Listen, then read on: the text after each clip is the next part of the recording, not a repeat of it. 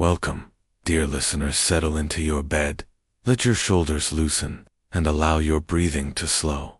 Tonight, I'll take you somewhere far away from the worries of today, to a place where the only clock is the rising and setting of the sun, where every sound is gentle, every movement unhurried, and the air carries the scent of flowers and the coolness of night.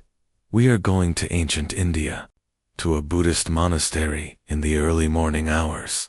It is the 4th century of the Common Era, and here in the quiet countryside, the day begins not with noise or bustle, but with stillness, a stillness so deep you can almost hear your own thoughts.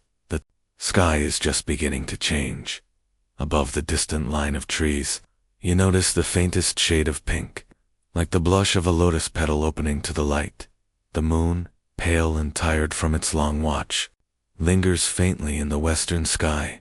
Stars are fading one by one, like tiny lanterns being gently blown out. You stand at the edge of a narrow path, its stones smooth from centuries of footsteps. The air here is cool, not cold, and when you breathe in, it feels fresh, clean, as though the night itself has been washed in silence. Somewhere nearby, water trickles softly, and the leaves of the tamarind trees whisper together in the breeze. Your gaze drifts upward to the monastery, perched gently on a slope of the hillside. Its walls are built from warm, honey-colored stone, each block shaped by hand, each carrying the quiet strength of those who placed it there so long ago. Wooden balconies extend from the upper floors, their carved railings forming patterns of lotus petals and curling vines. Along the edge of one balcony, a line of oil lamps still burns softly, their flames swaying in the morning air. Their light a warm contrast to the cool sky. The sound of a bell reaches you, slow, deep, resonant. It is not a loud sound, but one that seems to travel directly into the chest, filling you with a feeling you cannot quite name, something between peace and reverence. The bell is calling the monks to begin their day, but it is also calling to you, inviting you to step into a world where life moves at the pace of the breath. As you begin walking, you notice how the stones of the path are worn smooth underfoot. Patches of soft moss grow in the cracks, and now and then you see a fallen flower, a frangipani, or a jasmine blossom, resting quietly where it landed. You pass beneath an arched gate of carved wood, the scent of incense faint in the air. The sound of your own steps feels almost too loud here, so you slow down even more, matching the rhythm of the place. Somewhere beyond the main hall, you hear the low hum of voices, a chant beginning, slow and steady, rising and falling like the breath of the earth itself. It blends with the sound of the breeze, with the murmur of water, with the soft calls of morning birds. The monastery is awake, but only just. It feels as though you are stepping into a moment that has been repeated a very single day for hundreds of years, and yet, in this moment, it belongs entirely to you. Take another slow step forward, letting your senses absorb this place before you. The path curves gently, winding upward toward the monastery gates. It is not a grand road, not paved with any grand intention, just stones, worn smooth by years of bare feet and quiet purpose. Each one holds the memory of countless journeys, of novices carrying water, of elders returning from the fields, of pilgrims arriving with hope in their hearts and dust on their robes. On either side of the path, the earth is alive with green clusters of tall, thin bamboo sway in the morning breeze, their leaves making a delicate rustling, like a conversation in a language too old to be remembered. Mango trees stand heavy with fruit, their branches bending under the weight, and here and there, a jacaranda tree blooms in a haze of violet flowers.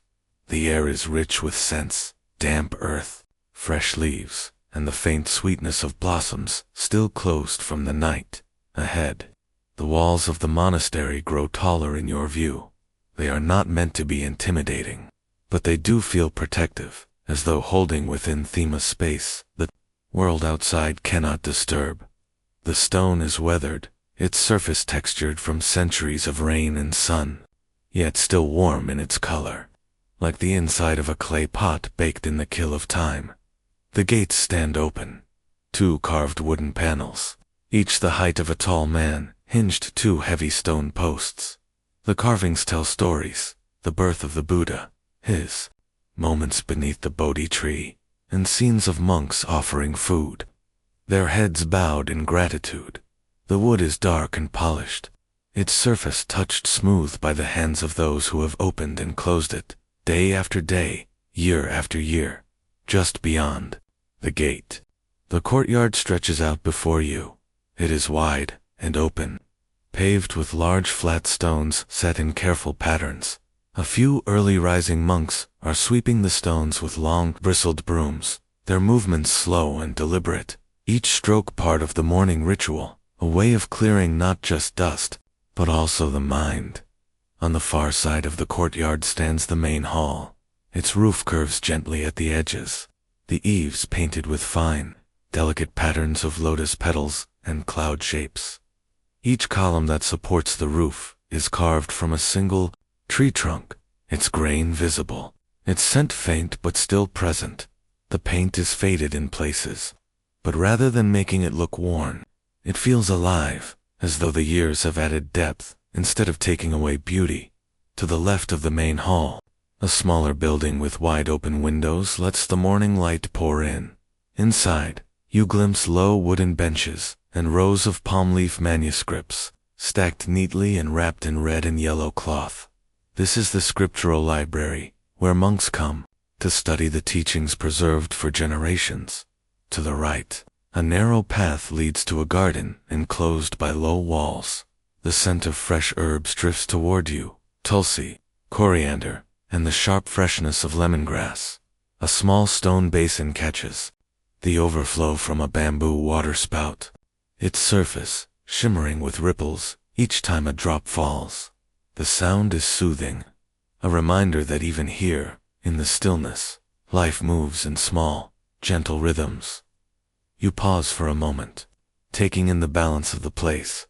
There is beauty here, but it is not the kind of beauty that tries to catch your attention. It is the quiet beauty that appears when nothing is hurried, when care and time are given to every corner, when each object has its place and purpose. A novice monk passes by, his saffron robe gathered neatly over one shoulder, his head freshly shaved, his feet bare on the cool stone. He glances at you, and though his expression is serene, there is the faintest trace of a smile, a silent welcome, wordless yet warm. The faint sound of chanting grows stronger now. It is not loud, but it moves through the air in waves, wrapping around you as you step deeper into the courtyard. You feel, without knowing why, as though you have entered not just a place, but a moment that has been unfolding for centuries, and will continue long after you leave. The air inside the monastery feels different the moment you step through the gate. It is cooler here, and scented with something faintly sweet, the lingering trace of incense, burned in the early hours before dawn. Somewhere to your left, you hear the soft tap of a wooden striker on bronze. It is the monastery bell again, marking the hour with slow, measured tones that seem to linger in the air. The sound is not meant to hurry anyone.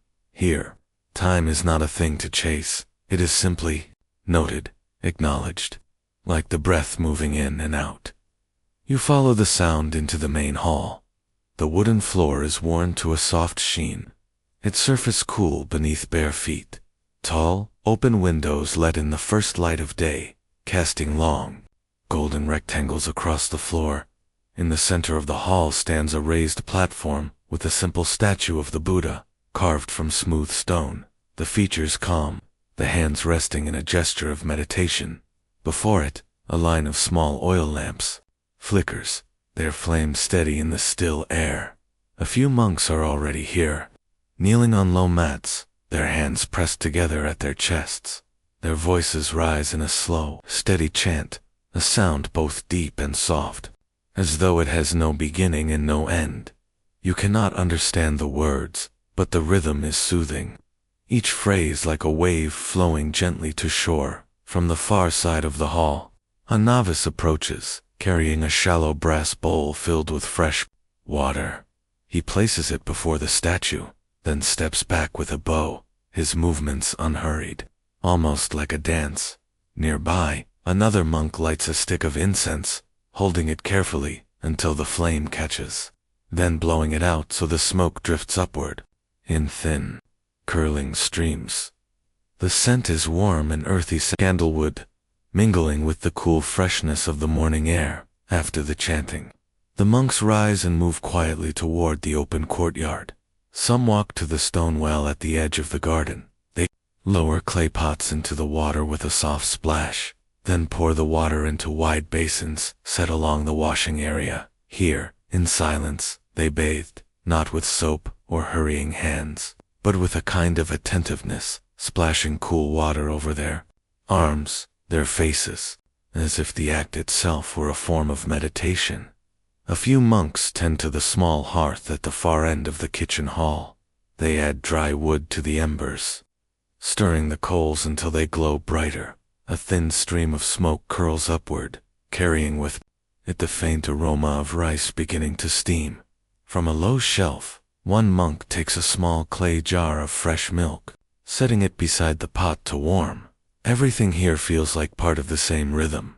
There is no separation between prayer and washing, between lighting incense and boiling water. Each action is done with care, as though it is not just a task, but a way of honoring the moment. You notice how no one rushes, even when moving from one place to another. The monks walk with the same measured pace, their robes flowing around them in gentle folds. The soft sound of fabric brushing against the stone floor becomes part of the morning's quiet music. The light has grown warmer now, slanting through the trees and spilling into the courtyard. You feel it touch your shoulders as you stand there, watching the monastery come fully alive, not with noise, but with presence.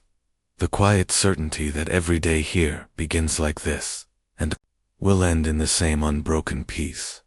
The chanting fades gently, like the last ripples of a stone dropped into a still pond. In its place, a soft quiet settles over the monastery, deeper than before, the kind of silence that feels alive, as though it has its own steady heartbeat. The monks begin to move toward the meditation hall. Some come from the main shrine, others from the garden path, their steps so light you barely hear them. You follow, passing beneath a carved wooden lintelinto, a long, open-sided room.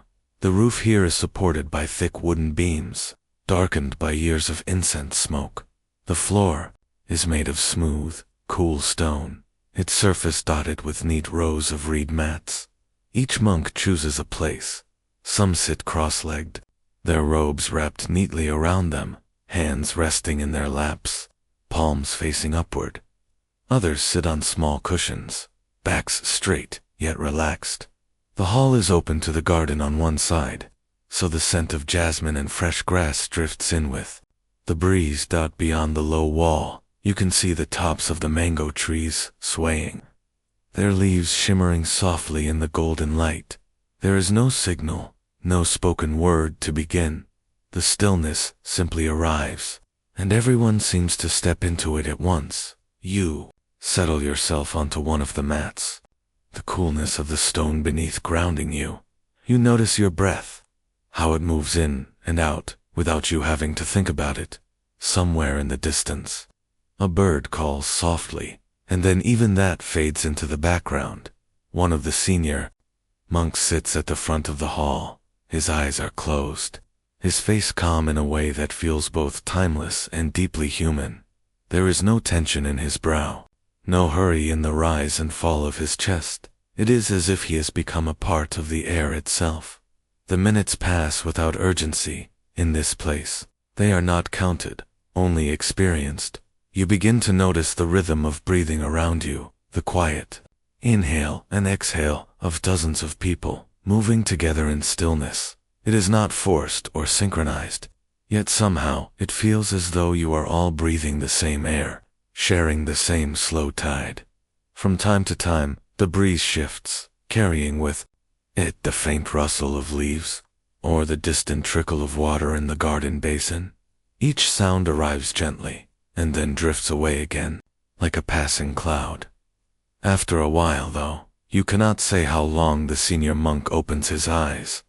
There is no abrupt movement, only a gradual returning to the world of sight and sound. One by one, the monks bring their hands together in a gesture of respect, then slowly rise from their mats. The meditation hall begins to empty, but the stillness it held does not leave. It clings to the air, woven into the beams, settled deep into the stone floor, as though it has been here for centuries and will remain long after today is gone. You stand as well, your steps slower now than before, your thoughts softened, as though they, too, have been sitting quietly in the hall. The sound of quiet footsteps and the faint aroma of cooking rice lead you toward the kitchen hall. The meditation has ended, but the calm it created seems to have followed everyone here. Even in this space, where tasks are more physical, there is no sense of rushing, only the same deliberate, steady pace that carries through every corner of the monastery. The kitchen is open on two sides, letting in the warm morning air and the low hum of the courtyard beyond. Along one wall, wide clay stoves glow softly, their fires tended by two monks who work side by side without speaking. They move with a kind of quiet choreography. One stirs a large pot of steaming rice, the other lifts a ladle of milk and pours it into a smaller pot for warming. The scents mingle in the air, earthy grains, sweet milk, and the faint hint of ginger. Nearby novices sit in a neat line, washing brass bowls and basins of clear water. They dip each bowl, gently rubbing the rim and the base with smooth river stones, before drying them with clean cotton cloths. The bowls are set in perfect rows along a wooden shelf, catching the sunlight that filters through the open wall. Each one gleams softly, as if holding a little of the morning's light within it. In the center of the kitchen, low tables are arranged for preparing offerings. On one table, small piles of ripe mango slices rest on banana leaves. On another, earthen jars hold fresh yogurt, its surface still cool from the early hour. There is no excess here, every portion measured to meet the needs of the community without waste. A senior monk inspects each dish with care, adjusting the placement of a leaf, wiping a drop of milk from the side of a pot, his hands moving with the same reverence one might use in a shrine. When the preparations are finished, the monks gather in two quiet lines. They carry the bowls they washed earlier, held gently in both hands. Together, they walk toward the main hall, where the first meal will be taken. The sound of their bare feet on the stone path is soft, barely louder than the rustle of robes. The food is set in the center of the hall, but before anyone eats, there is a moment of stillness. Each monk lowers their gaze, their palms pressed together in unison. They chant a few simple verses of gratitude for the earth that grew the food, for the people who prepared it, and for the opportunity to live another day in the practice of mindfulness. When the chanting ends, the meal begins, but not in the way you might expect. There is no clinking of bowls, no conversation drifting through the air. The monks eat in complete silence, each movement deliberate, each bite taken with full awareness. You watch as they lift the food slowly, chewing with care, their attention resting fully on the taste and texture of what is before them. The silence is not heavy, it is light, peaceful, a space where nothing distracts from the act of nourishing the body. Even the youngest novices seem to understand, their faces calm as they follow the example of their elders. When the last bite is taken, each monk pours a little water into their bowl, swirling it gently before drinking. It is a way of honoring what remains, of leaving nothing to waste. Then, once again, they bow their heads in quiet thanks, their hands pressed together, their eyes soft with contentment. Slowly, the bowls are carried back to the kitchen to be washed again. The hall empties, but the stillness remains, as though the walls themselves have absorbed the gratitude offered here. After the meal, the monks disperse quietly across the monastery grounds. Some walk toward the scriptural library, others toward the gardens beyond the stone walls. The sun has risen higher now, casting a warm, honey-colored light over the buildings and pathways. Shadows stretch gently across the courtyard, like the soft lines of an old painting. You follow a group heading to the library. Inside, the air is cool and faintly scented, with dry palm leaves and old wood. The walls are lined with open shelves, each holding stacks of palm leaf manuscripts bound in red or yellow cloth. Some bundles are large and heavy, their edges darkened with age, while others are slim, the script inside written in fine, delicate strokes. A senior monk sits at a low wooden desk near the window. Before him lies a freshly prepared palm leaf, its surface smoothed and rubbed with fine powder. He dips a thin metal stylus into a small pot of ink and begins to write with slow, steady movements. The letters appear in graceful lines, each one a perfect curve or angle, the work of years of practice. There is no rush here. A single page might take hours to complete. Across from him, a novice watches carefully, learning not just the shapes of the letters, but the patience and focus required to form them. The room is quiet, except for the faint scratching of the stylus and the occasional rustle of cloth as someone shifts on their mat now and then. A soft breeze stirs the cloth wrappings of the manuscripts, and the faint smell of sandalwood drifts in from somewhere outside. Later, you walk with another group to the gardens. Here, the air is warm, but fresh, filled with the scent of earth and herbs. Neat rows of plants stretch out in every direction, beds of leafy greens, patches of coriander and tulsi, and tall stalks of sugarcane swaying in the light breeze. Monks work quietly among them, their hands moving with care as they pull weeds, water seedlings with clay pots, and gather ripe vegetables in shallow wicker baskets dot near the garden wall. A group of novices crouches around a bed of young banana plants. An elder monk shows them how to pack the soil gently around the roots, his voice low and patient. The boys listen closely, their hands imitating his movements, pressing the earth just so, as if they are tucking the plants in for a long, safe sleep. Beyond the vegetables and herbs lies a small orchard. You pass under the shade of guava trees, their fruit hanging heavy and green, and stand for a moment beside a tamarind tree with long, dangling pods. 2 monks are there, discussing the weather in quiet tones, wondering when the next rains will come. Even here, in simple work, their voices remain soft, their pace unhurried. By midday, the sun is bright overhead. Some monks return to the library to continue their copying. Others remain in the garden to finish watering the last beds.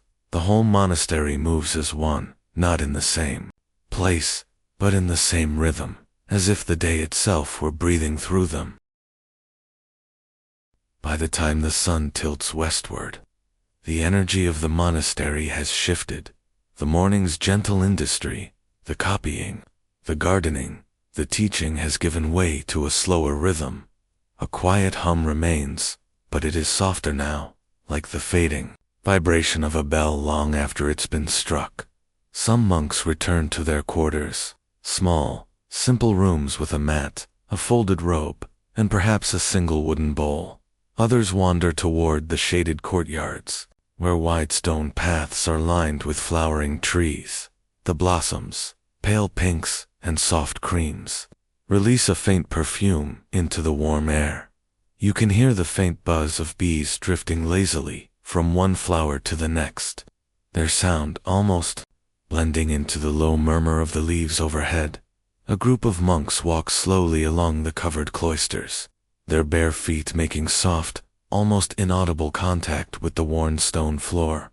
They move in pairs or alone, hands folded loosely in front of them, gazing not at the horizon but at the ground just ahead, as if each step is part of a larger meditation. At the far side of the courtyard, a lotus pond shimmers in the dappled sunlight. Round green leaves float, gently on the surface, while here and there a pink blossom rises tall and bright. The water is so still that the reflection of the monastery's red-tiled roof and the surrounding palm trees looks like a painting laid across its surface. A novice sits cross-legged by the edge, watching small ripples spread outward whenever a fish breaks the water. Some monks choose the open verandas, sitting on low benches where the breeze moves freely. They close their eyes, resting their minds after the morning's work. There is no rush to fill the afternoon with tasks. Here, rest is not idleness, it is part of the practice. Even the sound of a bird calling from the treetop above us absorbed into the stillness, like a thread woven quietly into a larger cloth, in a shaded corner of the courtyard. An elder monk and a younger novice sit together. The elder speaks in a voice so low you cannot catch the words, but the novice's attentive posture says everything. A lesson is being shared, perhaps, about the scriptures, or perhaps about patience, or the art of carrying peace into every moment. As the afternoon lengthens, the air grows cooler, and the golden light stretches softly across the monastery walls. A few monks take slow walks around the perimeter, their shadows long and thin upon the ground. They pass under archways, through gardens, and alongside the quiet meditation halls. Everywhere there is the same sense of unhurried presence, a rhythm that asks nothing more than to simply be. You find yourself seated on a smooth stone step, watching the patterns of sunlight shift across the courtyard tiles. The moments seem to dissolve into one another, the boundaries between minutes blurring. It is the kind of stillness that allows the mind to loosen, like a knot slowly untangling thread by gentle thread. As the sun dips lower in the western sky, the monastery begins its gentle transformation into night. The soft orange glow of sunset paints the walls and rooftops with warm light, while the sky above turns from pale gold to a deepening blue. A faint bell sounds in the distance, a single note that seems to linger far longer than its vibration. It is the signal for the evening chanting to begin.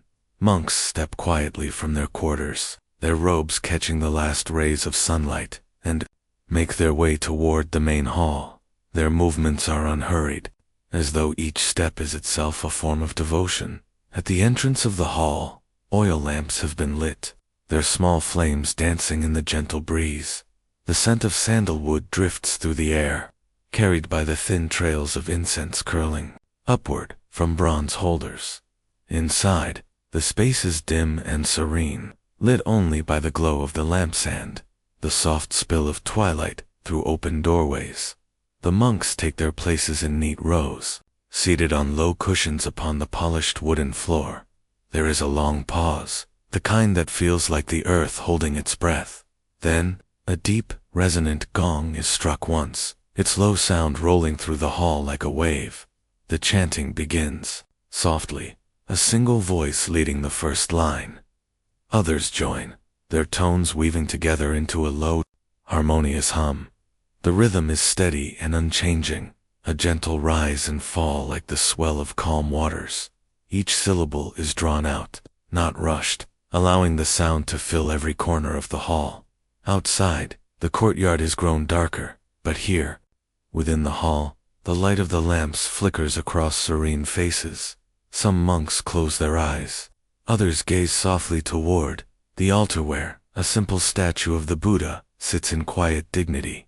Offerings of flowers, rice, and water rest before it, symbolizing gratitude for the day that has passed. The sound of the chanting deepens, as if it is drawing something inward, a gathering of the mind, a return to stillness after the day's activities. The vibrations seem to sink into the floor, into the wooden beams above, into the very air, until they feel as much a part of the space as the walls themselves. Between the verses, there is silence, a silence that feels alive, like a presence that gently embraces the whole room. And then, once more, the chanting rises. The words are ancient, but they are not meant to be understood in the mind alone. They are felt in the chest, in the breath, in the spaces between heartbeats. Slowly, the voices begin to soften, the sound thinning like mist in the morning sun. The final note lingers, held a moment longer, before fading into the stillness. A final gong sounds deep and round, marking the close of the ceremony. The monks rise together, bowing toward the altar in gratitude, and step out into the cool evening air. The lamps now glow brighter against the dark, casting pools of gold across the stone paths. Some monks walk toward their quarters. Others remain in the courtyard, watching the first stars appear above the shadowed outlines of the trees. It is a time of completion. The day has been lived, the mind has been stilled, and the night awaits with open arms. Night has now settled gently over the monastery. The last echoes of chanting have faded into the quiet hum of the crickets outside. Somewhere in the trees beyond the courtyard walls, a night bird calls, its voice soft and low, as if careful not to disturb the peace within. The monastery's stone paths are cool underfoot, washed pale under the silver glow of the moon. Oil lamps still burn in a few doorways, but their flames are small now, their light falling in narrow pools that barely reach the edges of the steps. Shadows deepen in the corners, folding the monastery into a cocoon of stillness. Within the sleeping quarters, rows of simple wooden platforms line the walls. Each holds a thin mat and a neatly folded blanket. The air is cool, carrying the faint scent of sandalwood and the dryness of sun-warmed wood. Now resting in the night, the monks prepare for sleep in unhurried silence. Some are kneeling in prayer, others sitting cross-legged with eyes half closed, offering one last moment of reflection before lying down. From outside, a soft breeze slips through the narrow windows, bringing with it the scent of jasmine blooming somewhere in the dark. The fabric of the monks' robes rustles gently as they settle onto their mats, one by one. The oil lamps are extinguished, and darkness spreads slowly across the room like ink across parchment. The moonlight now becomes the only illumination, spilling in through the high windows in pale silver bands. It falls across the wooden floor, over the mats, and touches the still faces of the monks in quiet rest. Outside, the courtyard gleams faintly in the moon's light, the stone tiles cool and glistening, the shadows of the prayer hall stretching long and soft. Somewhere nearby, the gentle splash of water can be heard, perhaps from a small basin or a pond fed by a thin stream. Its rhythm is slow and soothing, like a heartbeat that has forgotten all urgency. Above, the sky is a deep and endless blue-black, scattered with stars that twinkle faintly between the dark outlines of ancient trees. The monastery has entered its deepest quiet now. There is no sound of footsteps, no voice breaking the air. Only the natural music of night remains, the crickets, the wind, the occasional sigh of wood as it cools.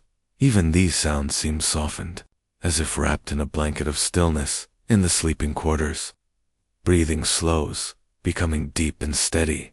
The monks lie unmoving, their forms still under the thin covers. Dreams come without hurry, gently, like clouds drifting in from a far horizon. The weight of the day is gone, and the mind is empty of all but quiet presence. The moon will pass across the sky, and the stars will slowly wheel overhead. But here, within the walls of the monastery, time has no urgency. Night is simply night, a gift, a vast space in which to rest and be.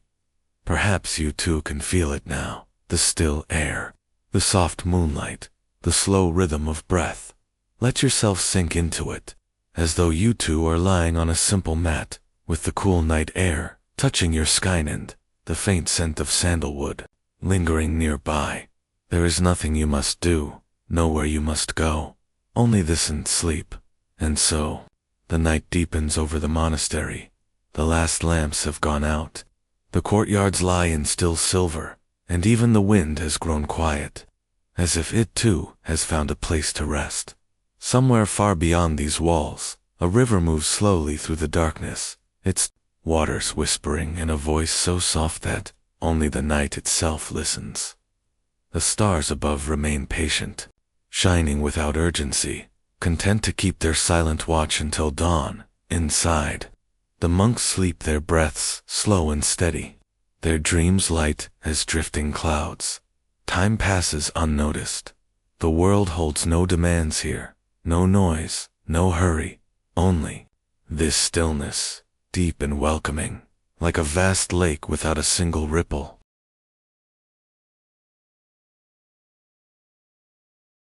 If you wish, you can let yourself join them now. Close your eyes, feel the weight of your body sink into the bed beneath you, and let the air around you be as gently as the night within these monastery walls. There is nothing more to do. The day has passed, the night is here, and you are safe.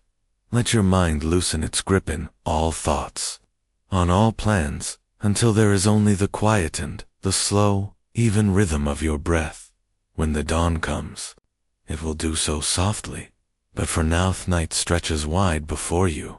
You may rest here for as long as you wish, wrapped in stillness, bathed in silver light, listening to the peaceful heart of an ancient monastery. Sleep well, sleep deeply, and may the quiet of this place stay with you long after your dreams have begun.